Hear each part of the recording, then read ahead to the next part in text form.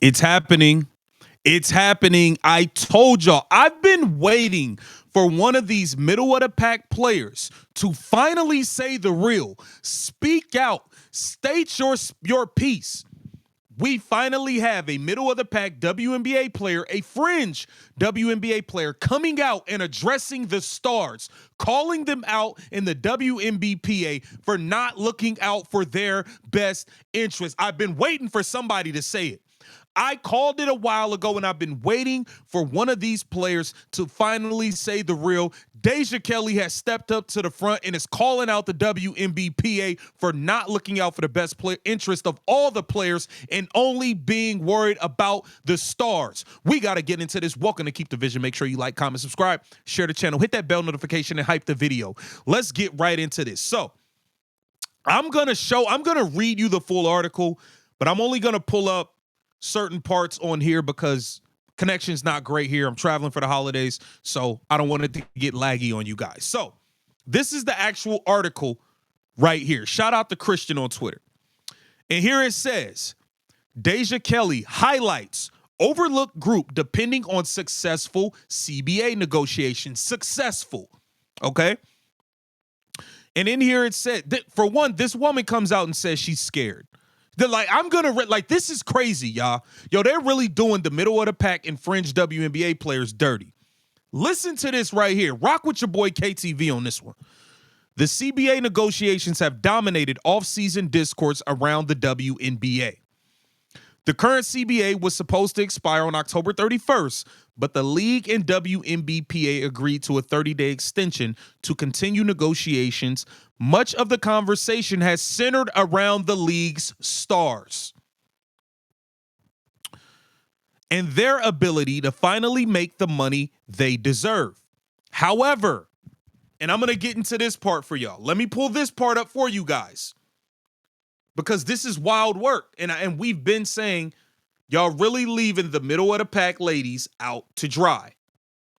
Y'all really are. Okay, here it is. I'm going to read this entire thing. It says, however, other groups may be even more impacted by a new CBA and the looming threat of a strike than the W's stars. Most stars have lucrative endorsement deals and high salaries in unrivaled overseas league or Project B once it kicks off in 2026. Players who are still fighting to secure a role in the WNBA usually don't have that. That is a fact. That is what I've been saying. These Nneka Ogwumike, who's the president of the WNBPA, who went and signed a lucrative $2 million plus deal with Project B, she can afford a lockout. What about the other ladies? Napheesa Collier, you can do Unrivaled. What about the other ladies who aren't in Unrivaled? Deja Kelly is speaking out about this. And just so y'all know, because there's a lot of people to be like, oh, well, they could just go overseas. It don't work that way. Let me tell you how this overseas thing works. When you come out of college, if you're coming from a mid-major and you don't get drafted, when you go overseas, you're going for the crumbs. You're going for low money. You could make more working a 9-to-5 in the United States.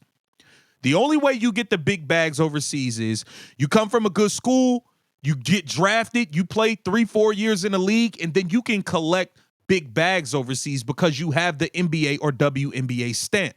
Some of these players, like a Deja Kelly, who's speaking out, does not have that. Okay, let's continue. Here it says, players who are still fighting to secure a role in the WNBA usually don't have that. A lockout or a strike would delay their next opportunity to make a WNBA roster, and their careers could depend on continued league and roster expansion. The latter can only happen if the new CBA changes the number of players a team can carry. Deja Kelly is one of those players. She addressed this issue when she appeared on Good Follow. This is a direct quote from Deja Kelly.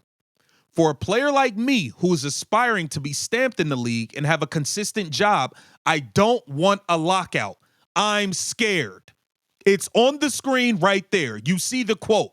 She said, I'm scared. She can't afford a lockout. She's trying to establish herself in the WNBA and wants a consistent job. This is crazy. For a player like me who is aspiring to be stamped in the league and have a consistent job, I don't want to lock out. I'm scared, Kelly said about the CBA negotiations. She also added, obviously, the expansion teams are a no-brainer and are going to be very beneficial for players like me and for players all around the league to be able to have different roles, see different faces, and continue to grow the league in different ways. Deja Kelly's not the only one, y'all. There are a number of women who will be stuck without jobs because the stars are only worried about the stars. That's what it is. It's as simple as that. It is as simple as that. There's no other way around it. Here's what else it says. Deja Kelly will play in Athletes Unlimited this winter, and here's why. It says Kelly went undrafted in the 2025 draft after 4 seasons of college basketball in North Carolina and 1 in Oregon. She did get a training camp contract with the stacked Aces team, though. Kelly played well in 2 preseason games. In her debut, she scored 9 points on 4 or 5 shooting in just 7 minutes of playing time. She followed that up with a 15-point performance against the Phoenix Mercury, including the game-winning basket. Nevertheless, she didn't make the Aces roster as the team was focused on proven veterans that could help bring another title to Las Vegas, so Kelly will get to play her first regular season of professional basketball in Nashville as a part of Athletes Unlimited. She will compete with and against established WNBA players like Ariel Atkins, Lexi Brown, Tina Charles, Alicia Clark, Sydney Colson, Nalissa Smith, Isabel Harrison, Kia Nurse, Odyssey Sims, Kia Stokes, Shea Petty, and Natasha Mack. Athletes Unlimited will be an early audition for the WNBA for Kelly. So, this is just going to show and prove to you guys. We finally have someone speaking out. Deja Kelly is letting it be known, hey guys, y'all can afford this. The people like me can't.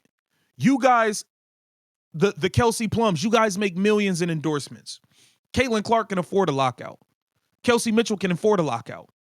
Nafisa Collier, who's a co-founder in Unrivaled, can afford a lockout. Y'all getting $250,000 over at Unrivaled plus equity in the league. What about me? I'm not getting offered Project B. I'm not getting offered Unrivaled. I'm trying to get my WNBA check.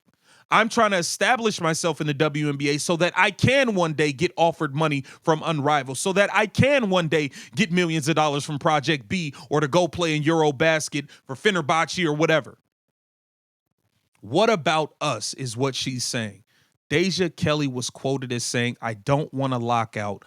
I'm scared.